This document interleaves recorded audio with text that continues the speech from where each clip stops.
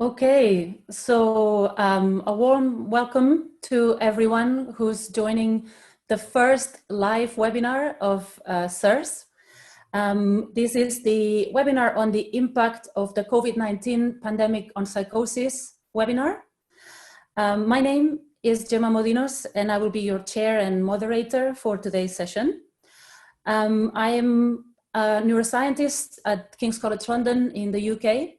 And within SIRS, I serve as one of the junior members of the executive board, and I'm also deputy chair of the membership committee.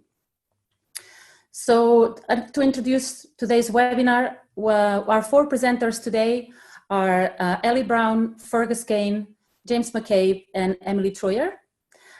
What I will do is I will introduce each presenter, and each presenter will have 10 minutes to present their talk. The presenter will share their slides and video during their presentation. But of course, you're all used to this kind of meetings now, so please bear with us if the slides lag a little bit or are a little bit slow. There will be, at the very end, a 10 to 15 minute Q&A session, but also you're welcome to submit your questions anytime. You can see in your Zoom capability that there's a Q&A option. So you can, you don't have to wait until the end. When you have a question, you can just pop it in there and I'll be able to ask the presenters later. We will also have a question at the end of each talk that I will ask. Any questions that we're not able to address within today's webinar, because of course it is 1 hour and we want to dedicate time to the talks as well, please don't worry because we will answer them in a follow-up email. So you will get them answered anyway. If you have any technical difficulty during the webinar, please email at info@schizophreniaresearchsociety.org for assistance. And as a reminder to everyone, the webinar will be recorded, and SIRS will announce to all of you when it's available.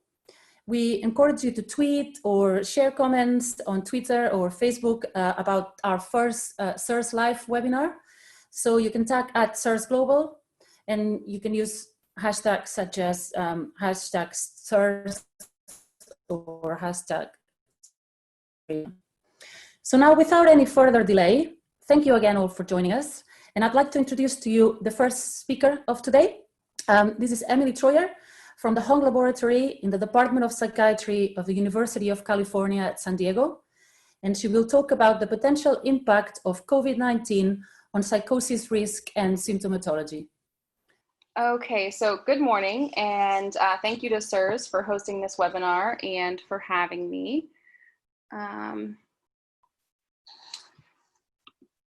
Okay, so in April, my colleagues and I published a review in Brain Behavior and Immunity, where we explored potential neuropsychiatric symptoms in the context of the novel coronavirus pandemic. So I'd like to acknowledge my co-authors here, Dr. Susie Hong and Dr. Jordan Cohn. And in our lab at UCSD, we focus on understanding neuroendocrine and cellular inflammatory mechanisms as they relate to neuropsychiatric and neurodegenerative outcomes. So COVID-19 has been associated with a broad spectrum of neurologic and psychiatric symptoms, including stroke, demyelination, delirium, depression, anxiety, just to name a few. And we discussed several of those in our paper.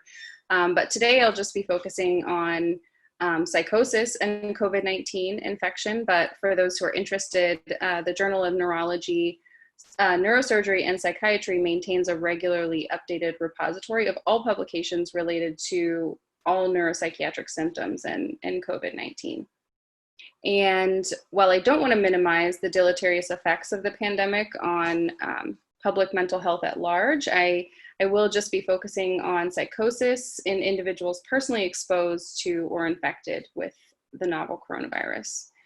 And I'd also like to discuss the brain and COVID-19 through a developmental or lifespan perspective lens, also with a focus on inflammatory and immune-mediated potential mechanisms. And finally, I'll talk about some future directions. So before we discuss COVID-19, I think it's helpful to recall that epidemiologic evidence from viral outbreaks in the past has demonstrated that neuropsychiatric symptoms can accompany acute infection or can follow exposure by weeks to decades. And around the time of the last major influenza pandemic, Carl Menninger described what he called the psychoses of influenza, when he published case series of patients who developed first episode psychosis following influenza infection. And interestingly, he observed that unlike idiopathic schizophrenia, a majority of influenza-associated psychoses had improved or remitted within 5 years of illness onset. And around the same time, Konstantin von Economo described encephalitis lethargica, or von Economo's encephalitis, which was defined by typically delirium, hypersomnolence, and cranial nerve palsies, but could also present with psychosis, catatonia, and other symptoms. And it's important to mention that during the last flu pandemic, no causal link was ever established between influenza and psychosis or encephalitis lethargica. We don't think these illnesses were a direct result of influenza infection per se, but may have been post-infectious immune-mediated processes, akin to what we now recognize as autoimmune encephalitis, but this is speculative. And I think the most important take-home message is that while the influenza pandemic of 1918 was devastating for several years, most of the disability and social and economic burden in the following decades was really associated with neuropsychiatric symptomatology. So what do we know about coronaviruses and psychosis? Well, clinical studies in the past have suggested that seropositivity for antibodies against human coronavirus strains, which cause the common cold, are associated with recent episode psychosis, but not with psychosis in the context of mood disorders. And a recent meta-analysis by Rogers et al. Pooled studies of neuropsychiatric symptoms in patients hospitalized for severe infection during past zoonotic coronavirus outbreaks, namely SARS, COVID-1, and MERS COVID. And they demonstrated that 4.7% of patients presented with auditory hallucinations during their acute illness, which decreased to 1% at long-term follow-up, which was on average about 3 years after hospitalization. Almost 4% of patients had persecutory beliefs during acute illness, which decreased to 2% at long-term follow-up, and 2% of patients had visual hallucinations during acute illness, with data not available for that at long-term follow-up. And so far in the COVID-19 pandemic, what we know about the effect of the novel coronavirus on psychotic symptomatology is largely based on just case studies and small case series. So in one case report, a man with previously stable schizophrenia presented with an acute exacerbation of psychosis, along with confusion and functional decline as the initial presentation of his COVID-19, which I think highlights the need for recognizing atypical presentations of COVID in this vulnerable population. And in another case report, a patient stable on long-acting injectable medication presented with neuroleptic malignant syndrome after contracting COVID-19, which I think highlights the need for guidelines in regards to psychotropic monitoring during the pandemic, which we'll hear about today. I think a question that remains largely unanswered is whether or not individuals with psychosis are at increased risk of becoming infected with COVID-19 or of developing neuropsychiatric sequelae of the infection. So it's been suggested that individuals with severe mental illness might be at increased risk of contracting COVID due to psychosocial or behavioral factors. But schizophrenia has also been associated with genetic polymorphisms related to immune function and with immune dysregulation. So I think it'll also be helpful to understand if some individuals with psychosis are in any way biologically predisposed to contracting COVID or to post-viral complications. And there have been several case reports of psychosis in COVID-19 positive patients who don't have a personal or family history of mental illness and in the absence of delirium. And in some cases, psychosis is the reason for initial presentation to an emergency department, and patients have no other respiratory or neurologic symptoms, but in other cases, psychosis is described as emerging during recovery from acute respiratory symptoms. And I think most of these cases have been associated with elevated inflammatory markers. CRP has been most consistently described as being elevated, but interleukin-6 and tumor necrosis factor alpha, along with others, have been reported, and as has the presence of autoantibodies in CSF, such as in the case of an anti-NMDA receptor encephalitis. So right now, there are very few studies related to psychosis and COVID-19, and the pandemic is so new that we're far from understanding the impact that exposure to the novel coronavirus will have on neurodevelopment and therefore long-term risk for psychosis. So we know that exposure to infections and other inflammatory insults in utero and throughout development are associated with increased risk for schizophrenia later in life. And shown here is a table of some inflammatory biomarker studies across the course of schizophrenia. And we currently don't have evidence to suggest that in utero exposure to COVID-19 infection is associated with any immediate adverse birth outcomes, but establishing birth cohorts for long-term monitoring of exposed children and their neurodevelopment would be prudent given what we know about maternal immune activation. And right now it's a common conception that youth tend to have milder symptoms of COVID-19, but severe inflammatory dysregulation has been described in a subset of children seropositive for COVID-19 antibodies. And the degree to which this type of inflammatory insult could influence neurodevelopmental processes, even in asymptomatic children, is unknown. So unfortunately, it seems that COVID-19 infection is associated with a robust host immune response, the cytokine storm or hyperinflammatory syndrome. And the neurodevelopmental consequences of this might not be fully appreciated for years or even decades to come. So there are several potential mechanisms by which viral infection and host antiviral immune responses can contribute to acute psychosis and to long-term risk of later developing a psychotic disorder. Coronaviruses are neurotropic, and so COVID-19 could precipitate neuroinflammation by direct viral invasion of the central nervous system.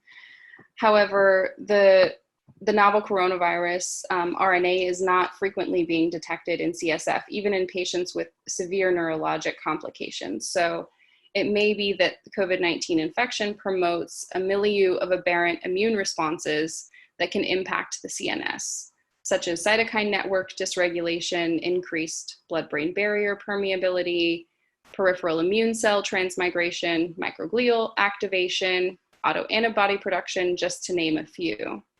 And of course, these mechanisms remain to be elucidated in future studies.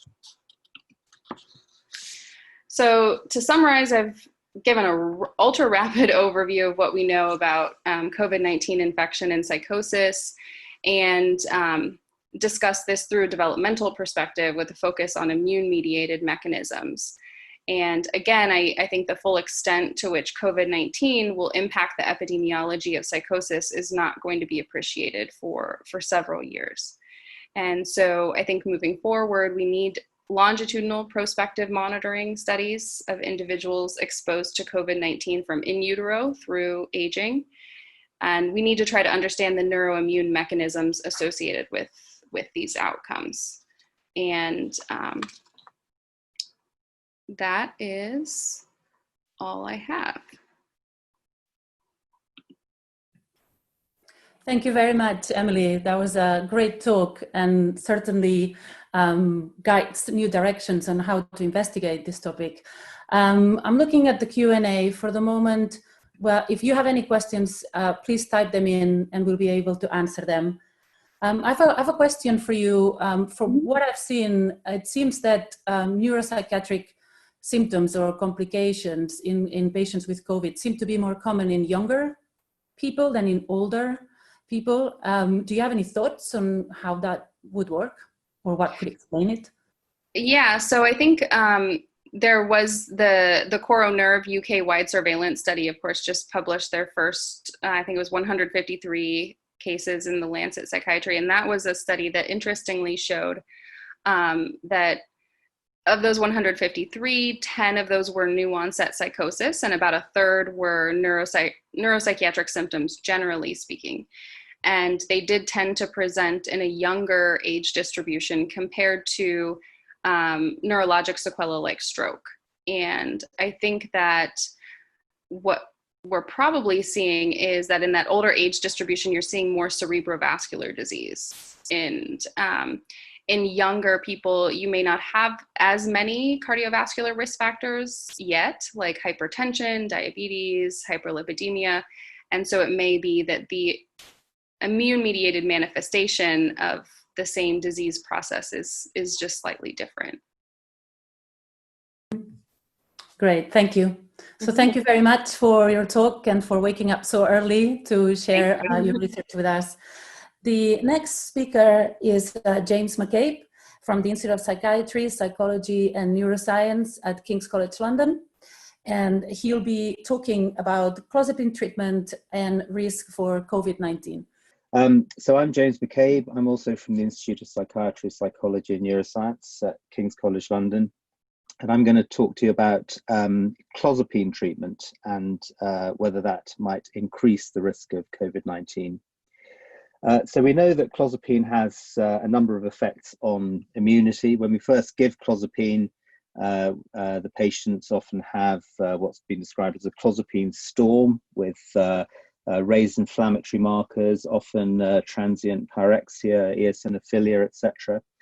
And of course, we know that the well-known hematological effects of clozapine, the effects on neutrophils particularly, and also platelets and eosinophils, which are probably immune-mediated. Probably less well known is that clozapine is also associated with a hypogammaglobulinemia, and these are data from Ponsford and colleagues in Cardiff. What you're seeing here is concentrations of immunoglobulins, the circulating immunoglobulins, IgG, IgA, and IgM.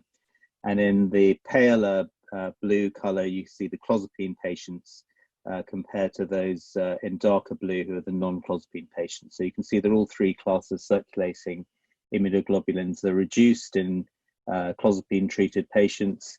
And indeed, the longer that you've been on clozapine, the lower your immunoglobulin levels. That's particularly the case for IgG. And we've recently been looking at our own clozapine samples, looking at this, and we are seeing the same effect.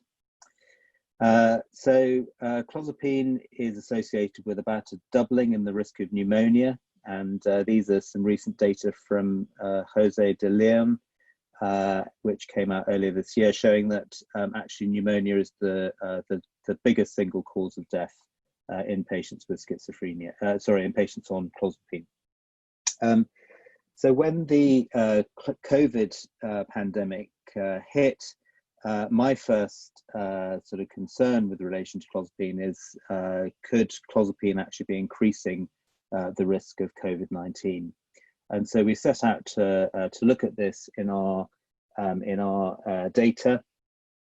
What you're seeing here is this is the catchment area of the South London and Maudsley NHS Trust, where we work associated with the Institute of Psychiatry in London.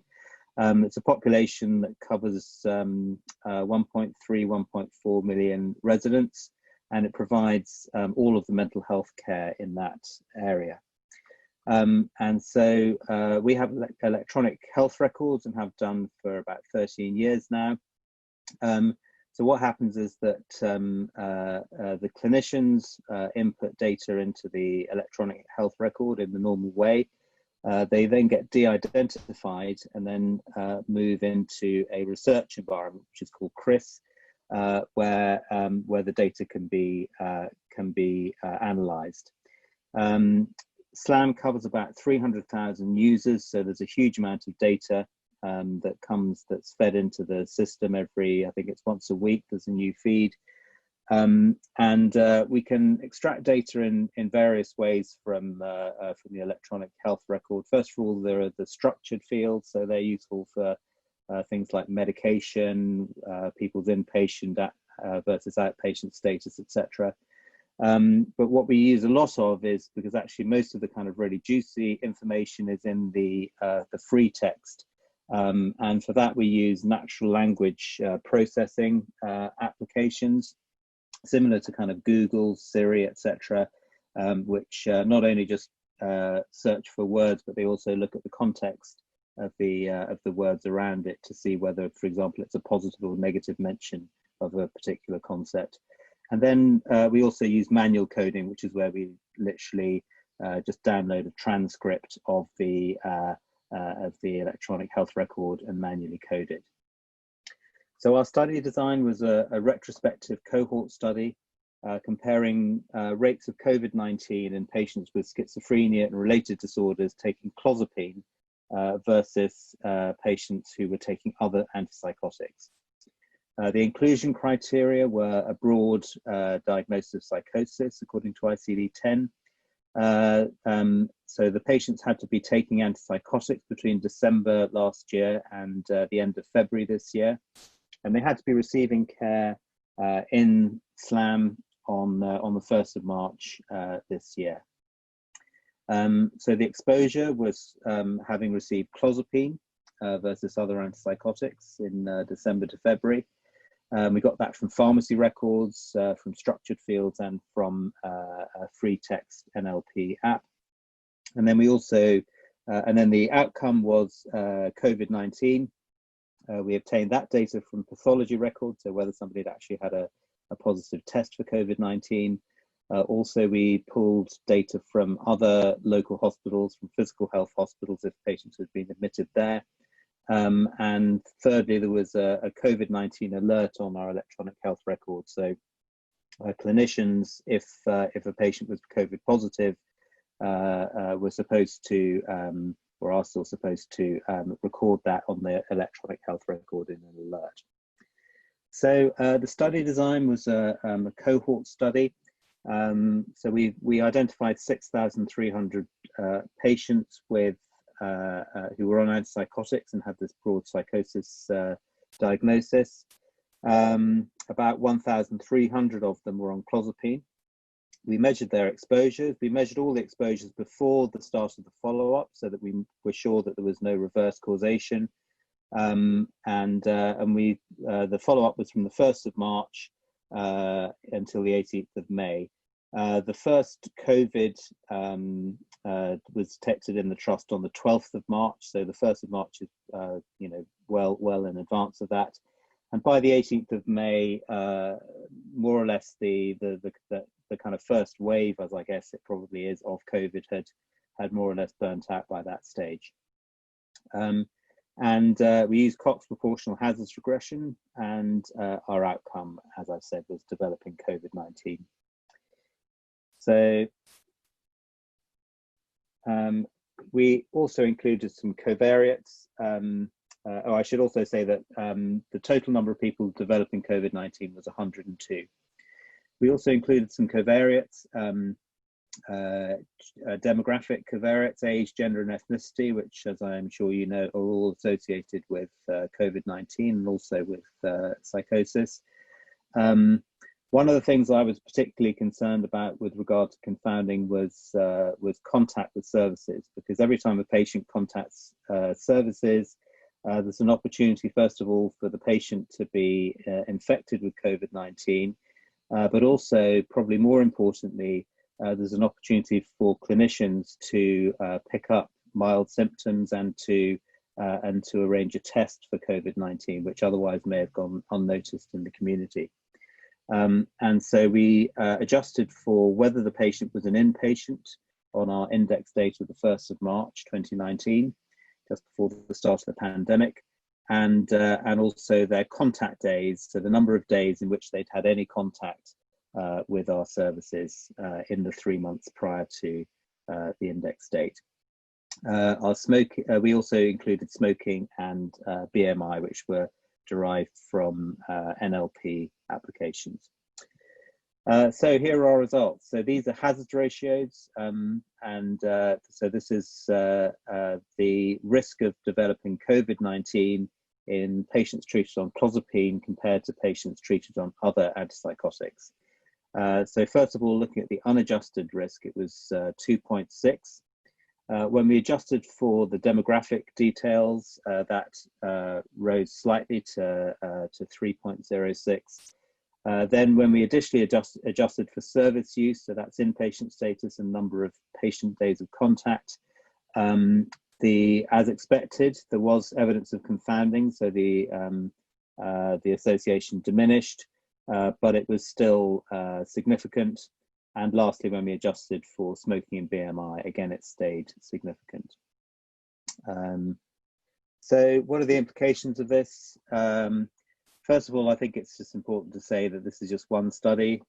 We think we've hopefully done a good study, but every study has its strengths and weaknesses, and we need to see data from other settings and with other study designs. So if anyone else has data on this, please do analyze it, and feel free to get in touch with me if you want to about that. I think in terms of how we apply this information into our clinical work, first of all, we need to be vigilant. I'm sure we are all vigilant about COVID-19 symptoms in all our patients, but particularly our clozapine patients. And I think often our patients are not particularly kind of tuned into what's happening in the news or to government advice. So it's really down to us to make sure that they are given the correct information about how to keep themselves safe and what symptoms to look out for and what to do if they develop symptoms. And in relation to decisions to initiate clozapine in new patients, or indeed to discontinue clozapine in patients who seem to be at high risk, again, this is one piece of information that needs to go into that needs to kind of go into the mix in a kind of case-by-case decision about whether the patient, what the risks and benefits of clozapine are. And that will depend, I would say, largely on the patient's age, because we know that that's the biggest determinant of the severity of COVID-19 if they do get it, and of course the likelihood that the patient will respond to clozapine based on their previous responses. So overall, the conclusion is that we need more research on this before we rush to sort of rewrite all our guidelines and so on. So I'd just like to finish with some acknowledgements. The graphics for this presentation were from FreePic. This is Daniela Fonesca de Freitas, who is a postdoc who helped with the study. Risha Govind is one of my PhD students who did a marvelous job on this study and did most of the work. Richard Hayes is co-supervised the study with me, and then Megan Pritchard is our data manager. So that's me done. Thanks very much. Fantastic, James. Thank you very much for your talk, and it's commendable that you and your team had such a quick response to looking into this issue when the pandemic hit. We have a question from James Kirkbride. Says, great study, James. Did you have any data on length of time on clozapine, which might allow you to further explore whether there was a dose-response relationship? Yeah, that's a good idea, James. Yeah, thanks for the comment. We haven't looked into that. We're sort of making a list of additional things that we want to explore in relation to this. So that's one of them.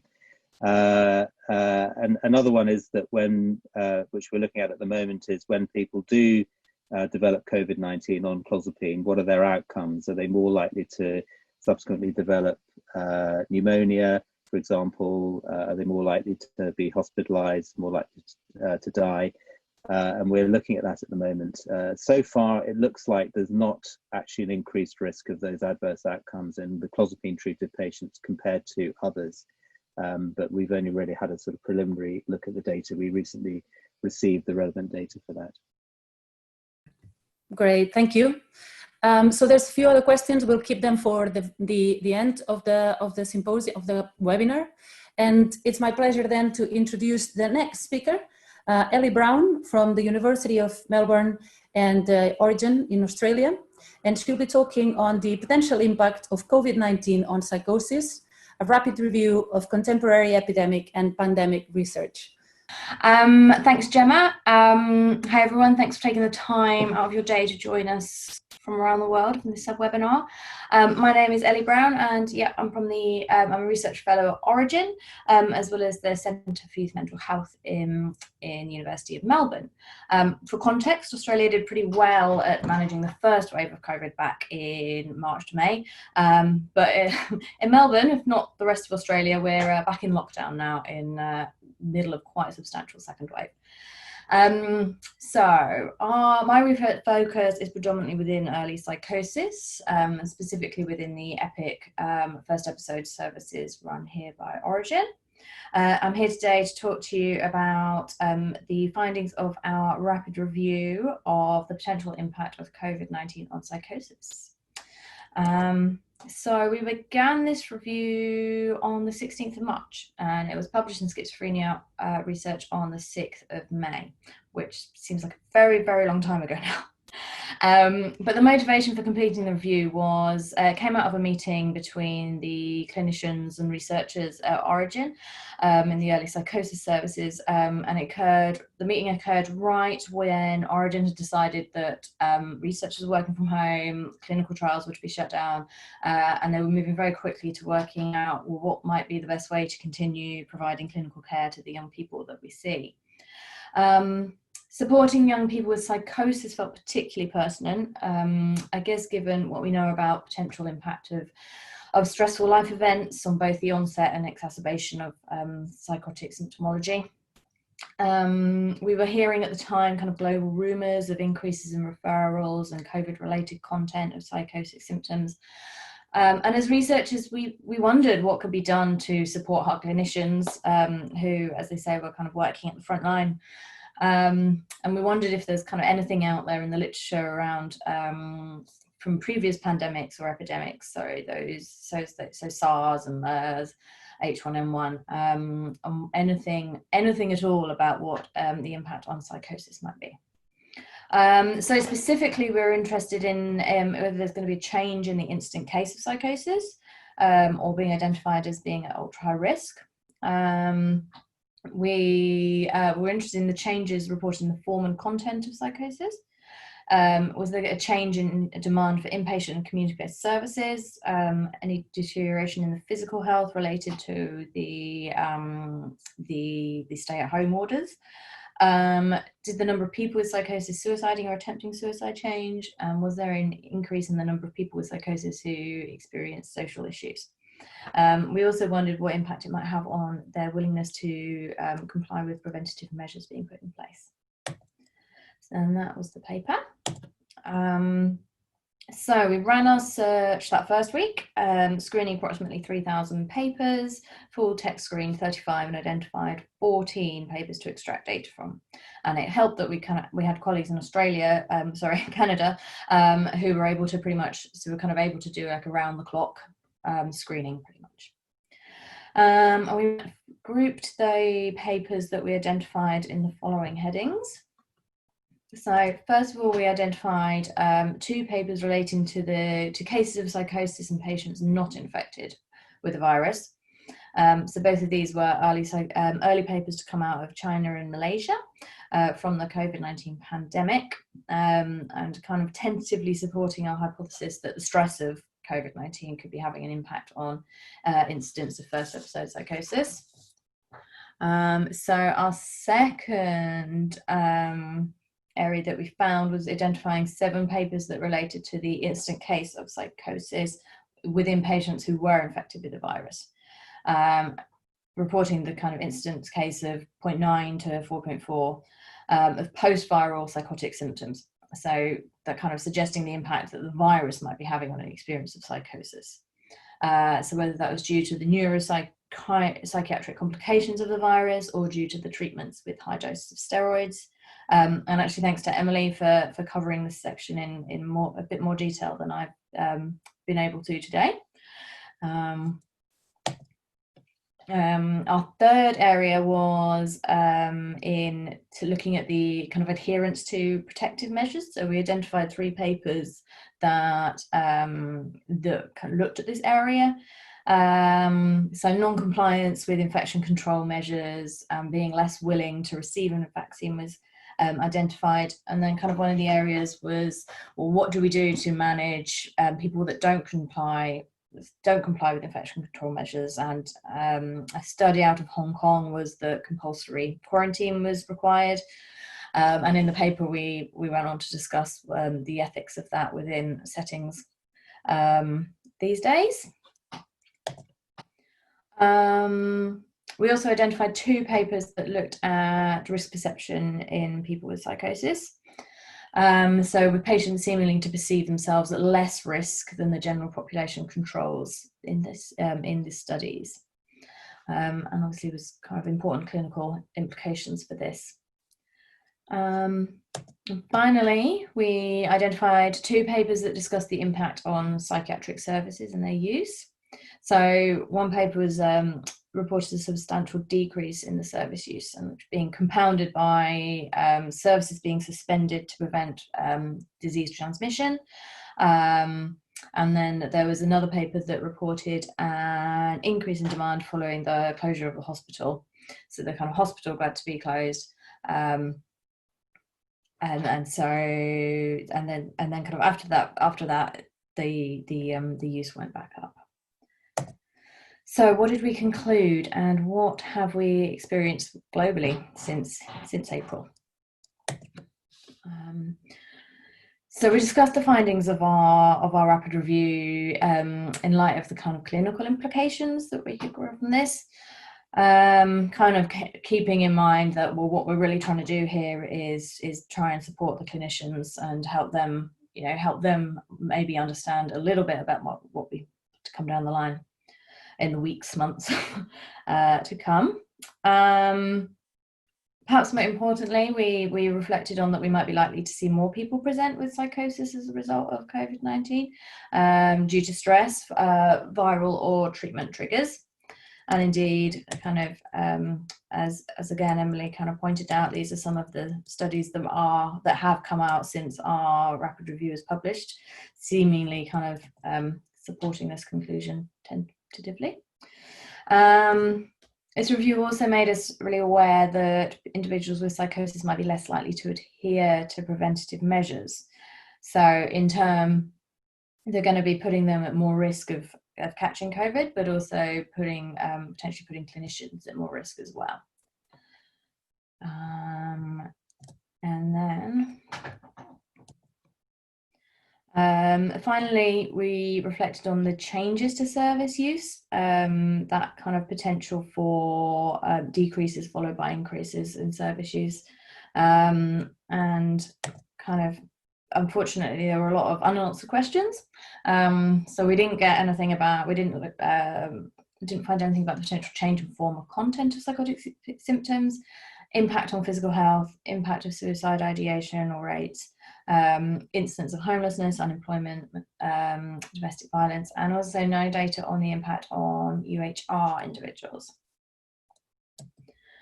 So what's next? So we've just had ethics approved, which is for us somewhat timely now, and that's to survey the impact of COVID on the young people attending Origin's early psychosis service and the ultra high risk service that we run in the northwest of Melbourne. So we'll be looking at demographics. We'll be looking at mental well-being, so the BPRS, PHQ-9, GAD-7, HONOS, SOFAS, and some of these demographics we do have routine collected data for, so we'll be able to kind of compare to pre-COVID rates. Substance use we can also look at. There's obviously a big change in kind of ability to take substances, so it will be interesting to kind of pick that apart a bit more. We will look at a measure of physical activity, and again, we've got some. We'll be able to compare some of that to pre-COVID rates.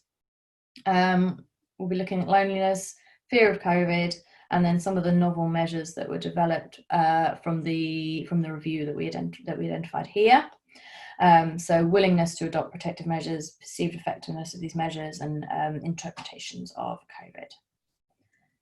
And those are all the references from the rapid review. And thanks to everyone at Origin. Yeah, thanks. And thanks, Gemma. Great, thank you very much, Ellie. Very important work and very comprehensive in synthesizing all this evidence. While we wait for some questions, I was wondering, in terms of the impact in services that you've seen, even from previous pandemics, or that you foresee, do you think there's going to be any positive shifts? What could be briefly something positive coming out of this? Yeah, good question. I mean, we're also going to be looking at in our study about the impact of the transition to using telehealth services, and there has been some really positive tales from that. You know, kind of people that weren't attending their sessions before, or you know, kind of overcoming those burdens of physically getting to sessions, are now kind of that hurdle isn't there, that barrier isn't there. So it will be really good to unpack that a bit more and see what kind of how rates have compared, and how people have picked that up. Obviously, it's not a one size fits all for our young people, and some people will struggle with data for their phone, and kind of little things like that we forget that kind of we're fortunate to have constant data source, constant internet, but not everyone does still.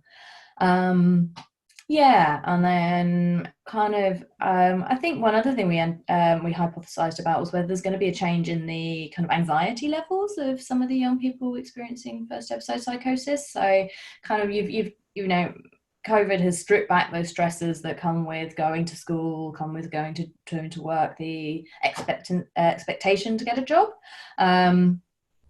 So yeah, it would be kind of good to unpack that a bit more and see if there is some small positives in there that people have experienced. Mm-hmm. Absolutely. Great. So thank you very much, Ellie, for your talk. And we're gonna, I think it nicely leads into the final talk of today's webinar. We have Fergus Kane from the Maudsley Hospital and Bethlehem Royal Hospital in the UK. And Fergus will be talking about the challenge of equitability providing therapy during the COVID-19 pandemic. And he'll be showing us some preliminary data and thoughts from the pickup service. Okay, thank you. Yeah, a beautiful link. So I'll start with the link. My own biases in the background is I've done virtual video therapy and phone therapy for at least 6 years in terms of phone therapy. And same video therapy, I've done video therapy with people in the Amazon, people in different countries, and it can be life-saving. However, there are major problems. It's not for everybody, and not everybody can access it. So today I'm going to talk about inequalities in access to remote therapy, a small project I've been doing with Andrew Watson. And of course, in the context of the pandemic, and also the digital divide that we see in and between all countries. And so this data is from the Pickup Clinic, which is a specialist outpatient psychology service within South London and Maudsley. It's for people with psychosis. Something that's maybe important to say is that our service users are very much help-seeking and probably function better than most people within psychosis in the trust. So we had some questions. The pandemic came and we had some questions. And here is my kind of model of what is gold standard video therapy. That's having a big screen in a nice setting and not squinting at your smartphone. So we can only see the tops of people's heads and things like that. So the questions we had were, is the rapid move to remote therapy disadvantaging some service users? What resources do our service users currently have? What do they need? And what can we do to help? And I'll add to that I am seeing now 3 people face-to-face because video therapy was not working for them. And they're doing much better with the face-to-face therapy. So a bit of context from the Office of National Statistics in the UK. 93% of households have access to the internet. 87% of all adults use the internet daily or almost daily in 2019. And in 2019, 50% of people had used the internet for voice or video calls. And that was a 300% increase over 10 years, but still leaving a whole 50% of people had not used the internet before for voice or video calls. I rather suspect that's probably changed since. And looking at the general population and looking at smartphone use, we're looking at about 100% of people in the age range 16 to 24 have access to a smartphone. And that goes down to 60, in the 65 plus group, which is the older adult group, that goes down to 40%. And it's much less in those when there's only one adult in a household. So that's the overall context. In terms of methodology, this is a service audit. It's not a full research project. We started it for practical reasons.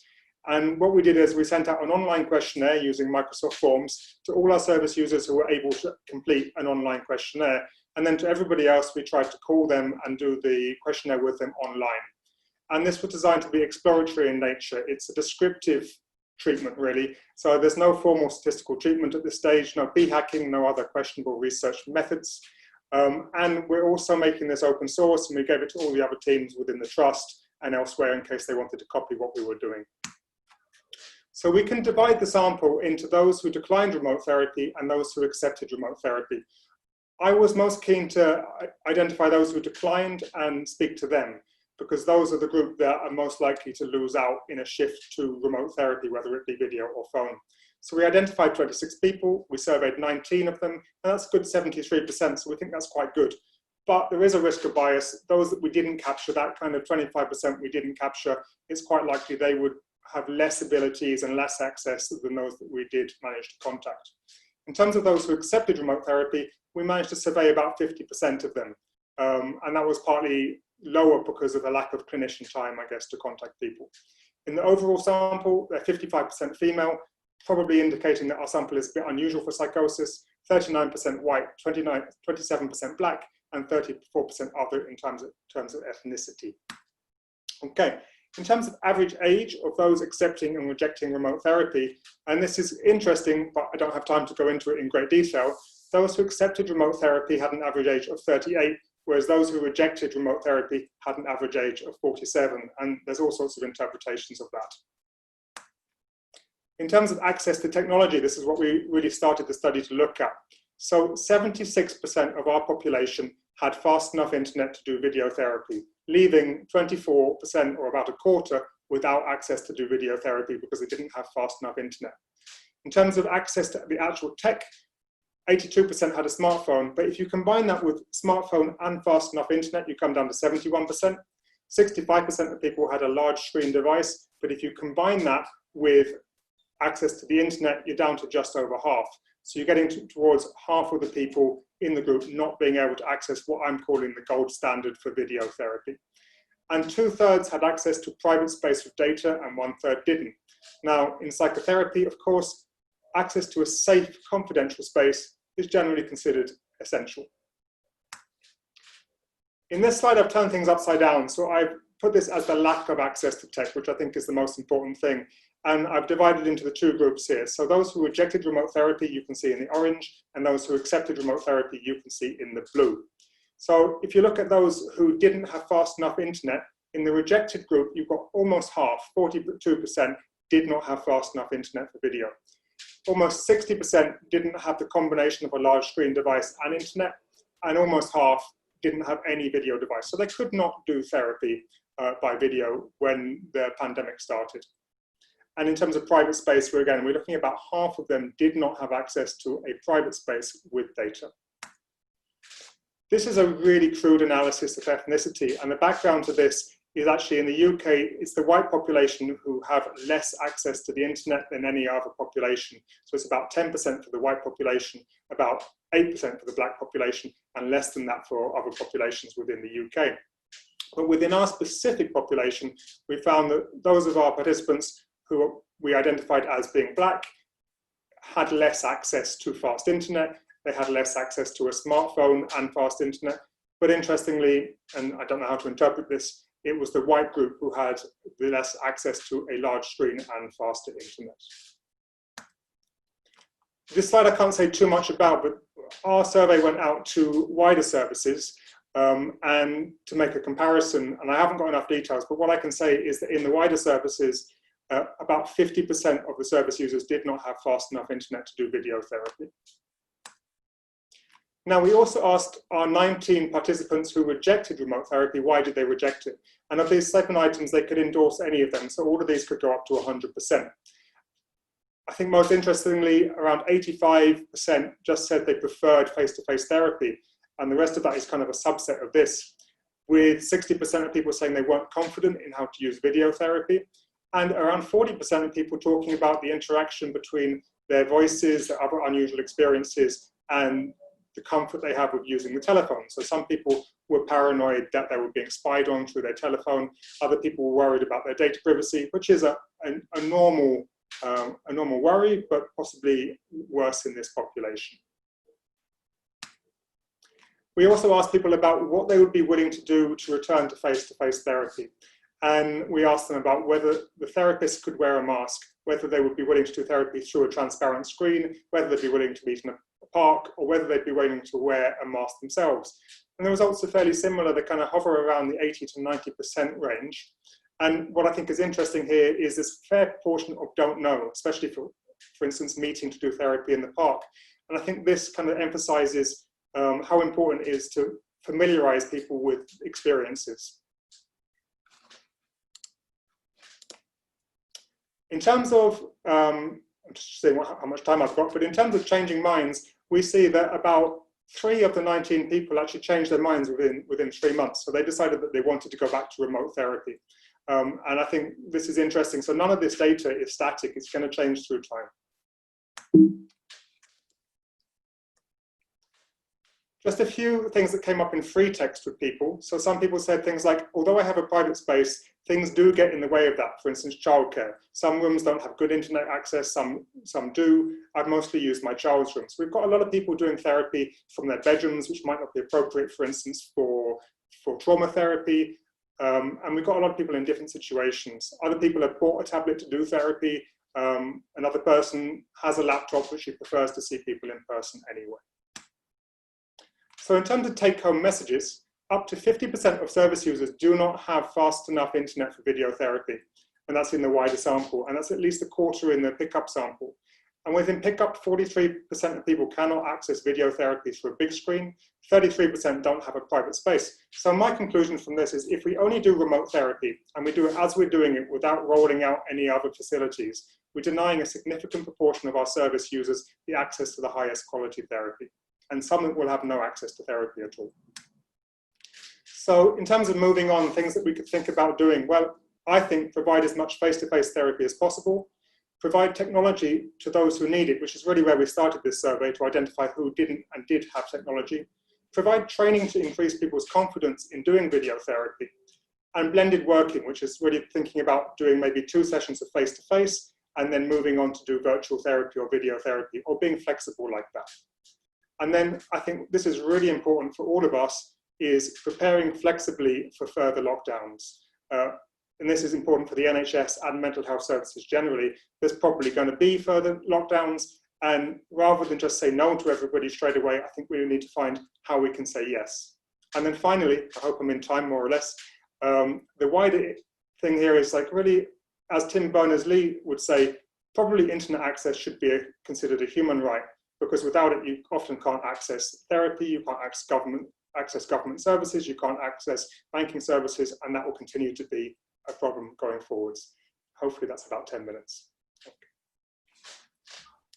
Fantastic, thank you very much, Fergus. That was really, really important research to take into account how have people been experiencing this from the other side. Please to keep questions coming into the Q&A box. In the meantime, what something I was wondering is, for you, what has been the most important learning point you've had through the pandemic? That's a hard question. I mean, there's a lot of things. I think the importance of flexibility is up there, because we've seen, as I think Ellie said, that some people are doing really well with video therapy. It's much better for them. It's much more convenient. They're even doing therapy when they wouldn't have maybe done therapy before. But for other people, they've actually gone back, and the 3 clients I mentioned, they went backwards quite a long way. The voices, their auditory hallucinations interfered a lot more in the therapy, especially when it was done over phone. And some of my clients said, it's okay on video because I can see your eyes and you can then bring me back to reality that way. And I can see what the client's doing. I can see if they're responding to hallucinations. So that's like a difference between phone and video and real life, if you like. So there's a lot of lessons, but I think flexibility is the big one. Mm-hmm. Great. Okay, so this takes us to the end of the talks, and I would like to ask all the panelists to switch on their cameras, and we have about 5 minutes for a Q&A session. So anyone who would like to ask any questions to any of the 4 speakers, please type your question in. We did have a question earlier about Veena Kumari for James. Any data on mortality rate in clozapine-treated schizophrenia patients due to COVID-19? Yes, thanks for the question, Veena.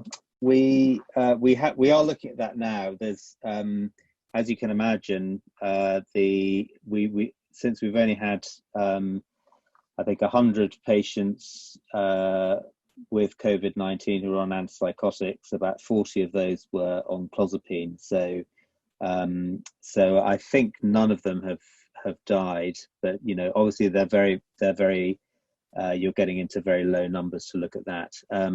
I'm not aware of any other studies that have looked at that in any other samples, but we haven't seen any deaths so far as I'm aware.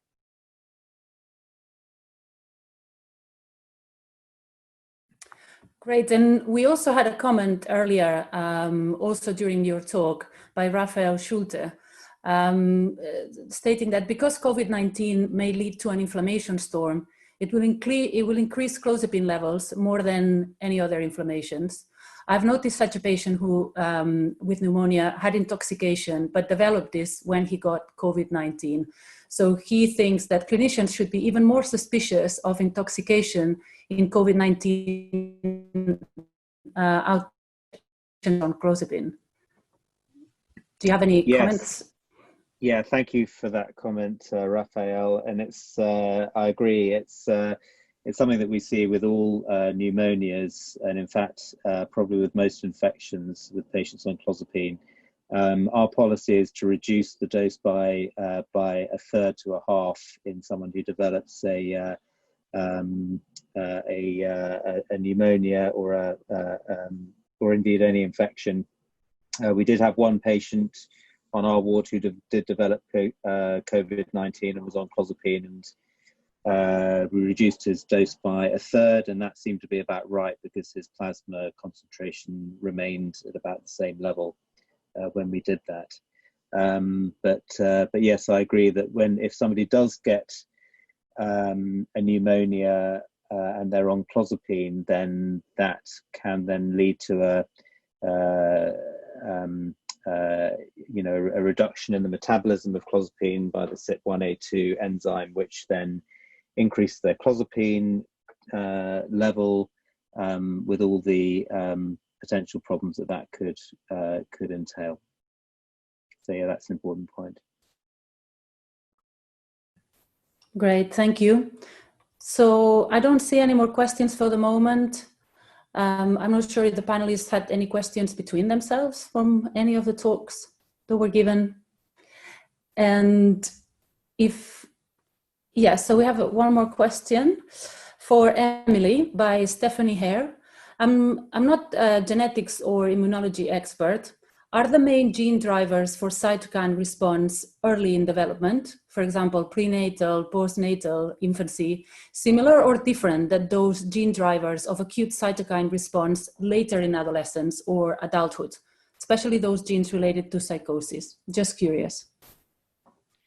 Yeah, thank you for the question. I think the genetic determinants of the inflammatory response would not be different. In females, the inflammatory response tends to be more robust because a lot of immune genes have estrogen receptors in their promoter regions. So there may be differences throughout hormonal cycles and throughout the lifespan. But in general, the genetic determinants of the inflammatory response would not differ. I think what differs throughout development is what neurodevelopmental processes are occurring at that time. And so immune-related genes, proteins, et cetera, are also involved in things like synaptogenesis, myelination, synaptic pruning, et cetera. So I think what really determines how inflammation affects neurodevelopment is the point in development at which it occurs. Does that make sense? Yes, absolutely. Thank you. So this takes us to the end of this, the first live webinar organized by SIRS. So I'd like to thank very much again all the presenters for their really exciting talks. Also all of you, all the members, for participating and interacting with the talks. The SIRS Executive Office, who I would also like to thank very much for all their support in organizing this. They will announce where the recording will be made available on the website, and they will also send you a short survey about the webinar, how it went, and gauge interest in repeating this in the future. And as you know, any unanswered questions, they will be followed up via email. So thank you very much, everyone, and I hope you all stay safe and have a nice summer.